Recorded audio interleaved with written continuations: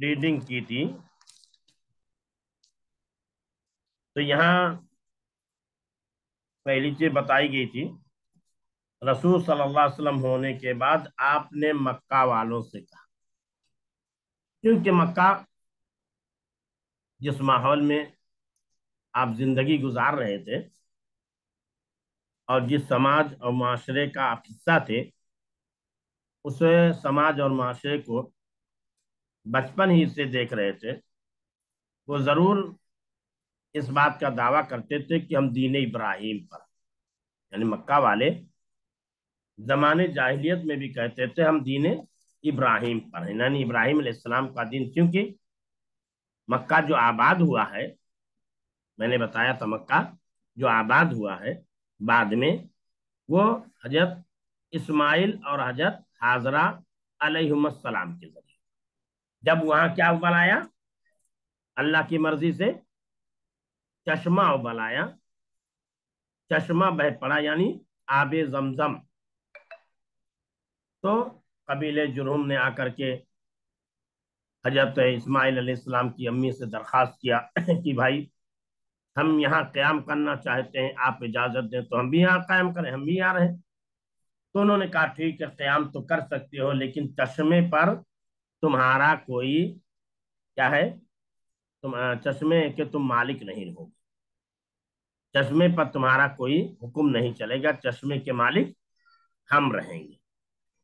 اور وہی چشمہ ہے کہ جس کو جب وہ چشمہ پھوٹا تھا تو حضرت حاجرہ علیہ السلام اس کو کیا کہہ رہی تھی، زم زم، زمزم یہ سریانی لفظ ہے جس کے معنی رک جا رک جا، زمزم یہ سریانی زبان کا لفظ ہے جس کے معنی ہوتے ہیں رک جا رک جا، ٹھہر جا ٹھہر۔ پھر انہوں نے مڈیر باندھ دی، یعنی میڑ چاروں طرف باندھ دیا تاکہ پانی بہ نہ جائے۔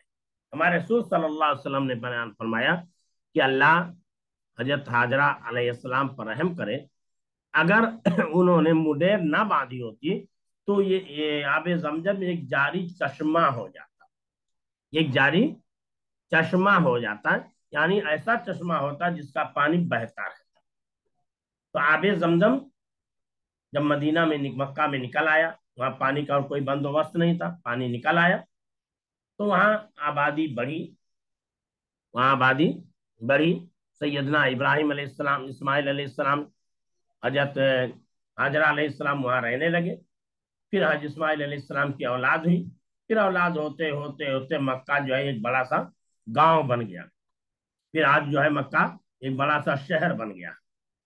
تو کیونکہ اس کی آبادی جو بڑھی تھی مکہ کی، سیدنا ابراہیم علیہ السلام کی نسل کے ذریعے بڑھی، اور سیدنا ابراہیم علیہ السلام نے جس توحید کو، جس پیغام کو پیش کیا تھا، اس شہر کے لوگوں نے اس پیغام کو قبول کیا تھا، اس پیغام کو مانا تھا۔ تو سیدنا ابراہیم علیہ السلام سے چونکہ اس بستی کا تعلق تھا، اور اس خاندان سے جو وہاں بس رہے تھے ان سے بھی ان کا تعلق تھا، کیونکہ اسی خاندان میں اسماعیل علیہ السلام کی شادی ہوتی ہے، اسی خاندان میں شادی ہوتی ہے۔ تو یہ خاندان آگے بڑھا، آگے بڑھتے بڑھتے پھر بعد میں جو ہے سیدنا ابراہیم علیہ السلام کی تعلیمات سے دور چلا گیا، ہٹ گیا، اور بتوں کی عبادت کرنے لگا، بتوں کی پوجا پاٹ کرنے لگا، مورتیوں کی پوجا پاٹ کرنے لگا۔ خانہ کعبہ جو اللہ کا روئے زمین پر سب سے پہلا گھر ہے، اس گھر میں 360 بت رکھ دیے گئے، ایک دو نہیں، 360 بت رکھ دیے گئے۔ لیکن چونکہ ان سب کا تعلق سیدنا ابراہیم علیہ السلام سے تھا، اس لیے اس زمانے میں بھی جب بتوں کی پوجا کرتے تھے اور مورتیوں کی عبادت کیا کرتے تھے، اس زمانے میں بھی وہ دعوے دار تھے کہ ہم سیدنا ابراہیم علیہ السلام کے دین پر ہیں۔ تو سیدنا ابراہیم علیہ السلام کے دین پر تھے، تو ابراہیم علیہ السلام کی دعوت تو یہ نہیں تھی۔ سیدنا ابراہیم علیہ السلام نے سورج کی عبادت کا انکار کیا، چاند کی عبادت کا انکار کیا، اسی طرح کواکب کی عبادت کا انکار کیا، اور ایک اللہ کی عبادت کی جانب لوگوں کو بلایا، اپنے ابا کا جان کو بلایا، پوری قوم کو بلایا۔ اس کے نتیجے میں انہیں آگ میں ڈالا گیا، اس کے उसी दावत के नतीजे में उन्हें आग में भी डाला गया, लेकिन तब भी वो अपनी दावत लोगों तक पहुंचाते रहे। तो वही दावत जो सैयदना इब्राहिम अलैहिस्सलाम को अल्लाह ताला ने दे करके भेजा था, वही दावत हमारे नबी हजरत मोहम्मद सल्लल्लाहु अलैहि वसल्लम को भी अल्लाह ने दे करके भेजा। आप सल्लल्लाहु अलैहि वसल्लम को अल्लाह ताला ने, जैसे इब्राहिम अलैहिस्सलाम का जो दावत थी चंद शहरों तक, चंद मुल्कों तक महदूद और महसूर थी, लेकिन हमारे रसूल सल्लल्लाहु अलैहि वसल्लम की दावत जो है, आपका पैगाम जो है, ये चंद इलाकों तक महदूद नहीं, चंद शहरों और मुल्कों तक महदूद नहीं, बल्कि पूरी दुनिया के तमाम इंसानों के लिए वो पैगाम। इसलिए अल्लाह ने फरमाया उमा अरसलना का इल्ला रहमतल लिल आलमीन, कि हमने आपको सारी कायनात वालों के लिए, सारी दुनिया वालों के लिए रहमत बना करके भेजा। आप अगर मुसलमानों के लिए रहमत थे, अपने साथियों के लिए रहमत थे, अपने बीवी बच्चों के लिए रहमत थे, ईमान लाने वालों के लिए रहमत थे, तो साथ ही साथ आप अपने दुश्मनों के लिए भी रहमत थे, अपने मुखालिफिन के लिए भी रहमत थे, जानवरों के भी लिए भी रहमत थे, और जानो तो जाने दीजिए दरख्त और चरिंदों परिंद के लिए भी आप रहमत थे। चरिंदों परिंद और दरख्त के लिए भी आप सल्लल्लाहु अलैहि वसल्लम रहमत थे। तो अल्लाह की दावत सारी दुनिया वालों के लिए थी। तो इसीलिए अल्लाह ताला, अल्लाह के नबी सल्लल्लाहु अलैहि वसल्लम ने मक्का वालों के सामने सबसे पहली दावत जो पेश की, दावत तौहीद पेश की, और कहा सिर्फ अल्लाह की बंदगी को, ला ताबुदू इल्ला इया, तुम ना इबादत करो मगर उस अल्लाह की, ला ताबुदू इल्लल्लाह, तुम लोग ना इबादत करो मगर सिर्फ अल्लाह की, इन्नमा इलाहुकुम इलाहु वाहिद, बेशक तुम्हारा अल्लाह, तुम्हारा माबूद सिर्फ एक है। तो इब्राहिम अलैहिस्सलाम के मिशन को, इब्राहिम अलैहिस्सलाम की तालीम को, जो इब्राहिम अलैहिस्सलाम ने मक्का वालों के सामने पेश करके उनके मुवाहिद बनाया था, और फिर वो लोग बुत परस्त हो गए थे, मोहम्मद रसूलुल्लाह सल्लल्लाहु अलैहि वसल्लम ने उसी दावत को पेश किया और दीन इब्राहिम पर लाने की कोशिश की। मैं आपको ये भी बता दूं कि सैयदना इब्राहिम अलैहिस्सलाम के दो बेटे थे, हजरत इसहाक अलैहिस्सलाम और हजरत इस्माइल अलैहिस्सलाम। हजरत इसहाक अलैहिस्सलाम ये शाम के इलाके में रहते थे, और उनकी नस्ल में बहुत सारे अंबिया किराम, उनकी नस्ल में बहुत सारे अंबिया किराम हुए। हजरत इसहाक अलैहिस्सलाम, हजरत याकूब अलैहिस्सलाम, हजरत यूसुफ अलैहिस्सलाम, हजरत जकरिया अलैहिस्सलाम, हजरत यहिया अलैहिस्सलाम, हजरत मूसा अलैहिस्सलाम, हजरत ईसा अलैहिस्सलाम, हजरत हारून अलैहिस्सलाम, और ऐसे ही बहुत सारे अंबिया किराम हुए हैं, बहुत सारे अंबिया किराम हुए। इसीलिए सैयदना इब्राहिम अलैहिस्सलाम को अबुल अंबिया कहा जाता है, अंबिया के बाप, अंबिया के बाप। तो हजरत इब्राहिम अलैहिस्सलाम के जो दो बेटे थे, सैयदना इब्राहिम, सैयदना इसहाक अलैहिस्सलाम और सैयदना इस्माइल अलैहिस्सलाम, तो इसहाक अलैहिस्सलाम के जो जरिए जो नस्ल आगे बढ़ी, उसमें बहुत सारे लोग नबी बनाए गए, बहुत सारे लोग नबी बनाए गए। लेकिन सैयदना इस्माइल अलैहिस्सलाम के जरिए जो आगे नस्ल मरी, जो ज़बीहुल्लाह कहलाए, उनके जरिए सिर्फ हमारे रसूल हजरत मोहम्मद सल्लल्लाहु अलैहि वसल्लम नबी हुए हैं, उनके जरिए सिर्फ हमारे रसूल हजरत मोहम्मद सल्लल्लाहु अलैहि वसल्लम नबी हुए हैं। और बकिया है, इस दरमियान में आपको कोई नबी इनकी नस्ल में आपको नहीं मिलेगा। तो और आप सल्लल्लाहु अलैहि वसल्लम या हजरत इब्राहिम अलैहिस्सलाम या इस्माइल अलैहिस्सलाम की दावत का जो मस्कन और महवर था या इलाका था, वो क्या था? मक्का था। मक्का में रहते थे, वहीं दावत देते थे, वहीं तबलीग करते थे, सैयदना इब्राहिम अलैहिस्सलाम का जो पैगाम था लोगों तक पहुंचाते थे। तो उसी खानदान से, उसी नस्ल से हमारे रसूल सल्लल्लाहु अलैहि वसल्लम है, उसी नस्ल से हमारे रसूल सल्लल्लाहु अलैहि वसल्लम है। तो हमारे रसूल सल्लल्लाहु अलैहि वसल्लम ने इसीलिए उसी तालीम को आप, अल्लाह ताला ने आपको दे करके भेजा, तो आपने वही तालीम लोगों के सामने पेश की और कहा सिर्फ अल्लाह की बंदगी करो, ला ताबुदू इल्लल्लाह, तुम लोग ना इबादत करो सिवाय सिर्फ अल्लाह की। यानी अल्लाह के अलावा किसी और की इबादत ना करो, उसी को सजदा करो। ला तस्जुदु इल्ला इय्याह, कि तुम सजदा ना करो मगर उसी की। ला ताबुदुल असनामा वल कुबूरा, तुम बुतों की पूजा पाठ मत करो, तुम कब्रों की इबादत मत करो। वइदा सअलता फसअलिल्लाह, जो कुछ मांगो अल्लाह से मांगो। ला तसल मिन गैरिल्लाह, अल्लाह के अलावा किसी और से मत मांगो, क्योंकि अल्लाह यरजुकु, अल्लाह यरजुकु, अल्लाह क्या देता है, रोजी देता है, अल्लाह औलाद देता है, अल्लाह बीमार करता है, अल्लाह अच्छा करता है। वइजा मरीज तो पहुआ यसीन, वही तमिन वस्किन, अल्लाह ही मुझे खिलाता और पिलाता है, और जब मैं बीमार होता हूं तो अल्लाह ही मुझे शिफा देता है। एक मुसलमान का ये अकीदा होना चाहिए। एक मुसलमान, मैंने बताया ना कि इंसान की जिंदगी में तौहीद की बड़ी अहमियत। अगर इंसान की जिंदगी में तौहीद नहीं है और सब कुछ है, तो समझ लो कि उसकी जिंदगी सही नहीं गुजर रही। इंसान की जिंदगी में तौहीद नहीं है तो समझ लो कुछ नहीं। तौहीद जैसी कीमती चीज दुनिया के अंदर कोई नहीं, और ऐसी कीमती चीज है जिसका कोई बदल ही नहीं। जिस इंसान को अल्लाह ने तौहीद की दौलत से नवाज दिया, तो समझ लो वो दुनिया का सबसे ज्यादा मालदार इंसान। और तौहीद अगर है तो ये जान लो वो इंसान इंसाफ पसंद है। वो इंसान कैसा है, इंसाफ पसंद है। इसलिए कि तौहीद, या अल्लाह की इबादत करना, अल्लाह को एक मानना, ये इंसाफ की चीज है। और तौहीद को ना मानना, अल्लाह को एक ना जानना, ये जुल्म है। और जुल्म जो है, ये दहशत गर्दी को जन्म देता है। ऐसा इंसान जो अल्लाह की इबादत नहीं करता, वो इंसान जालिम है। वो इंसान अल्लाह की निगाह में क्या है, दहशत गर्द है। अल्लाह की निगाह में वो वांटेड है, अल्लाह की निगाह में वो वांटेड है, दहशत गर्द है। इसलिए कि अल्लाह ने इन शिर्क लजुल्मुन अजीम कहा, कि जान लो कि बेशक शिर्क, शिर्क सबसे बड़ा जुल्म है, सबसे बड़ा जुल्म है। तो शिर्क सबसे बड़ा जुल्म है। और अल्लाह ताला शिर्क, इन अल्लाह ला यगफिरु अन युश्रका बिही व यगफिरु मा दून ज़ालिका लिमन यशा, अल्लाह शिर्क के अलावा जिसको चाहेगा माफ कर देगा, लेकिन शिर्क को कभी भी माफ नहीं कर सकता। और मैं युश्रिक बिल्लाह,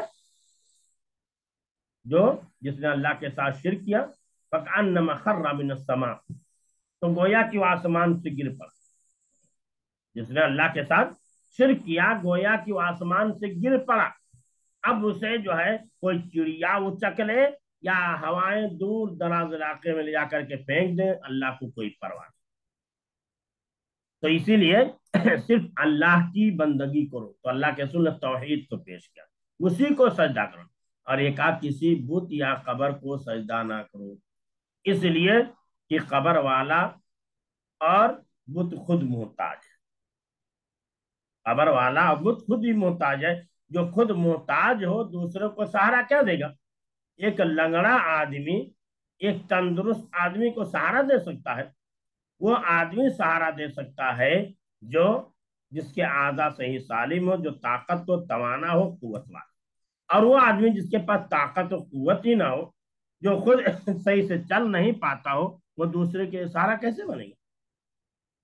तो बुत जो है, मिट्टी के जो बुत है, जाहिर सी बात है, उस पर चाहे चाहे जितने रुपए पैसे चढ़ा दो, चाहे जितनी उसके ऊपर पैसे चढ़ा दो, चाहे जितनी उससे को आवाज लगाओ, क्या वो आवाज को सुन सकता है।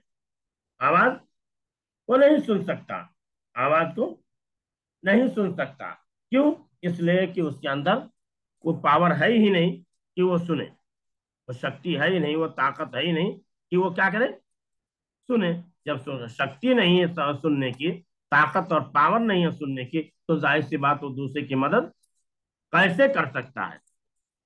सैयदना इब्राहिम अलैहिस्सलाम से जब कौम लोग के लोगों ने कहा कि मन फ़अल हाज़ा बिआलिहतिना, या कि ये हमारे बुतों के साथ एक दुर्गत किसने की, फिर कहा आ रहा आन तफाल तहाज बिआलिहतिना या इब्राहिम, ऐ इब्राहिम हमारे बुतों की दुर्गत तुमने ऐसी बनाई है? तो इब्राहिम अलैहिस्सलाम ने कहा बल फ़अलहु कबीर, इसके इस बड़े ने की है, फस अलूह मिन कानू यंतिकून, सवाल कर लो अगर वो बोलते हो। यानी उनको चोट कर दिया कि अगर तुम्हारे ये बुत बोलते हैं तो पूछ लो, इस बड़े वाले से पूछ लो किसने इन बुतों को तोड़ा। जाहिर सी बात है वो भी समझते थे बुत बोल नहीं सकते। बुत बोल नहीं सकते, बुत खुद ही मोहताज हैं। लेकिन ये एक बाप दादा की रस्म चली आ रही है, एक रीत चली आ रही है, जिसकी वजह से उसी रविश पर चल रहे हैं और पूजा पाठ कर रहे हैं। वरना वो भी जानते हैं उसके अंदर कोई शक्ति नहीं, कोई पावर नहीं, कोई ताकत और कुव्वत नहीं। तो इसीलिए कहा कि किसी बुत या कब्र को सजदा ना करो, जो मांगो बस अल्लाह से मांगो, वइज़ा सअल्ता फसअलिल्लाह, जो भी मांगो अल्लाह से मांगो।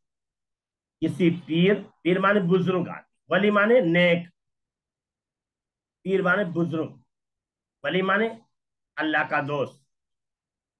बुजुर्ग से ना मांगो, अब बुजुर्ग माने यानी ये समझिए कि बूढ़ा आदमी, नेक आदमी, वही रोजी देता है, वही औलाद देता है, वही बीमार करता है, वही अच्छा करता है। अब देखिए रूए जमीन पर जो शिर्क वजूद में आया है, कैसे आया है? आपने पढ़ा भी हो सकता है, पढ़ा भी हो, सुना भी हो। कुरान में आपने सूरह नूह पढ़ा है। सूरह नूह में अल्लाह ताला ने जिक्र किया, सूरह नूह में अल्लाह ताला ने जिक्र किया। अब्दुल्ला बिन अब्बास रजी अल्लाह ताला बयान करते हैं कि कुरान में जिन सूरह नूह में जिन 5 लोगों का जिक्र आया है, ये कौम नूह के नेक और साले और मुत्तकी और परहेजगार लोग थे। नेक और मुत्तकी और परहेजगार लोग थे। इन्हीं को ये जब वफात पा गए तो शैतान ने इन्हीं को इलाह बना करके लोगों के सामने पेश कर दिया, भटका दिया लोगों को। लोगों ने इन्हीं को अपना रब मान लिया, अपना माबूद मान लिया और इन्हीं की इबादत करनी शुरू कर दी। जो कुरान ने कहा यहाँ कि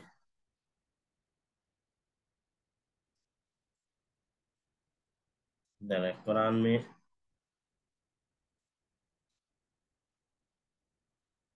काल नूह रब्बी, नहीं किधर है?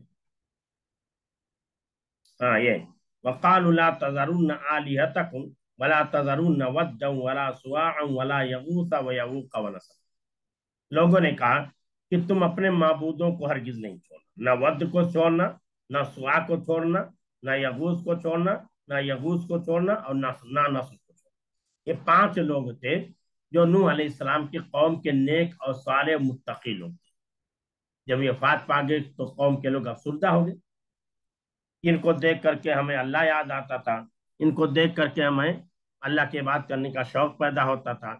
अब ये वफात पा गए, कैसे हम अल्लाह की इबादत करेंगे, कौन हमारी रहनुमाई करेगा? तो शैतान ने, पहले जमाने में चूंकि मूर्ति वगैरह बनाने का रवाज था, इसलिए शैतान ने कहा एक काम करो, जहां ये बैठा करते थे, जहां ये इबादतें करते थे, उनकी मूर्तियां बना डालो, उनके स्टेचू बना डालो, दीवार में इनके तस्वीरें बना डालो। लोगों ने बना डाला। जब भी कहीं से आते थे वहां जा करके अपने बुजुर्गों को देख करके अपने दिल को तसल्ली देते थे, अपने दिल को ठंडक पहुंचाते थे। लेकिन आहिस्ता आहिस्ता जब जमाना गुजर गया और जिन लोगों ने उन मूर्तियों को बनाया था, जिन मकसद के साथ बनाया था, वो चले गए और वो मकसद चला गया।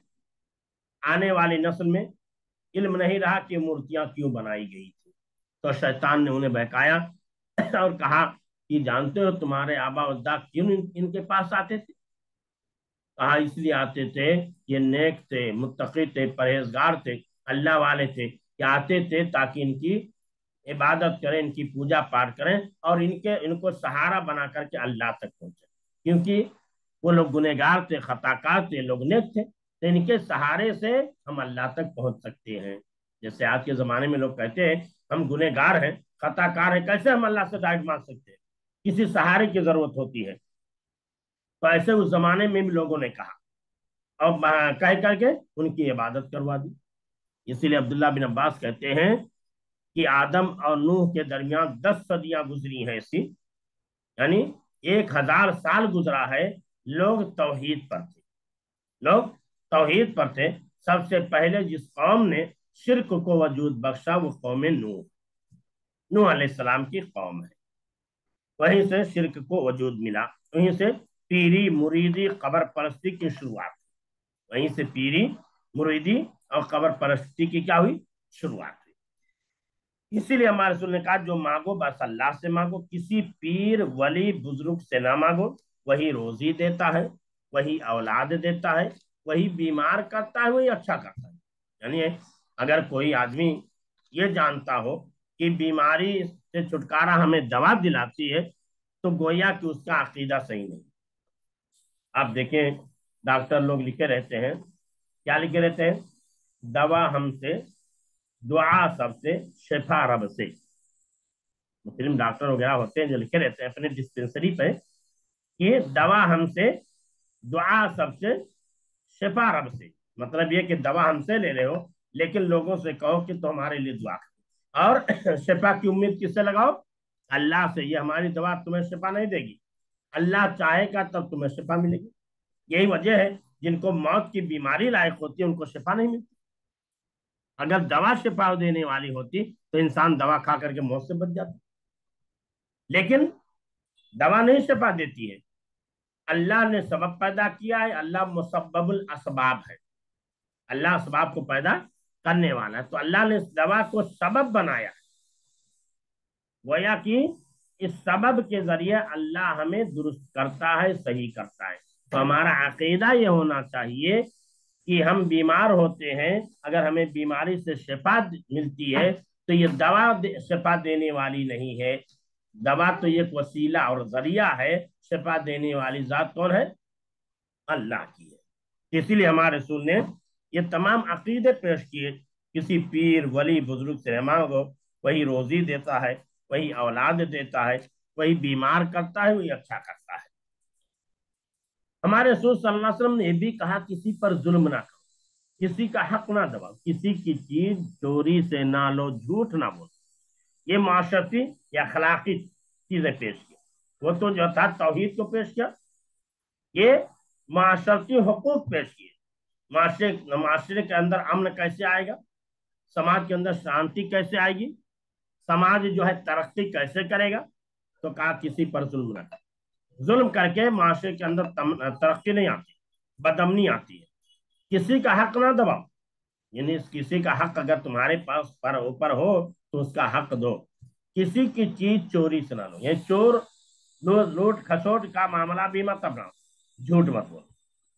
انسان سچا ہوگا، چور نہیں ہوگا، انصاف کرنے والا ہوگا، ظالم نہیں ہوگا، تو ایسی صورت میں اس معاشرے کے اندر امن آئے گا، چین آئے گا۔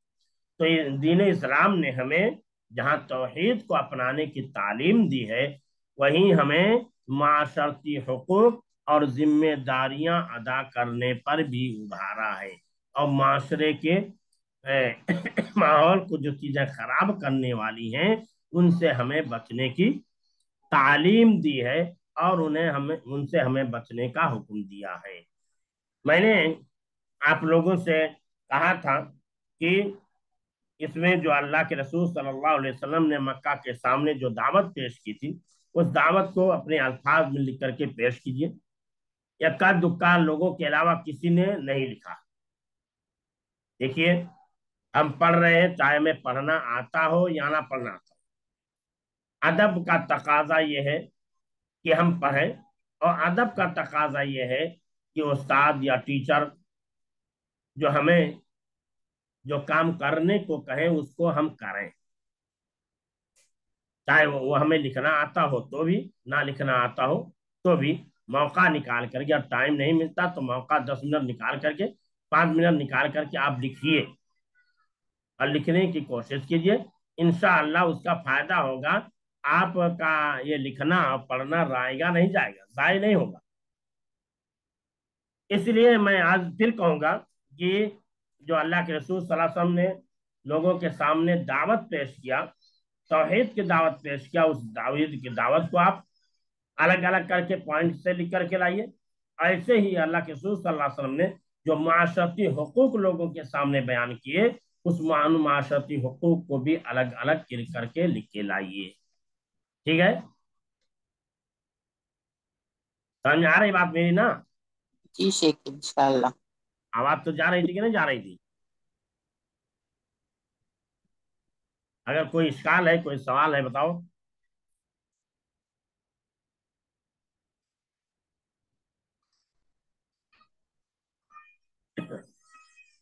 چلیے ٹائم زیادہ ہو گیا. السلام علیکم ورحمۃ اللہ وبرکاتہ. سبحانک اللہم بحمدک، اشہد ان لا الہ الا انت، استغفرک و اتوب الیک. وصلی اللہ علی نبینا محمد وعلی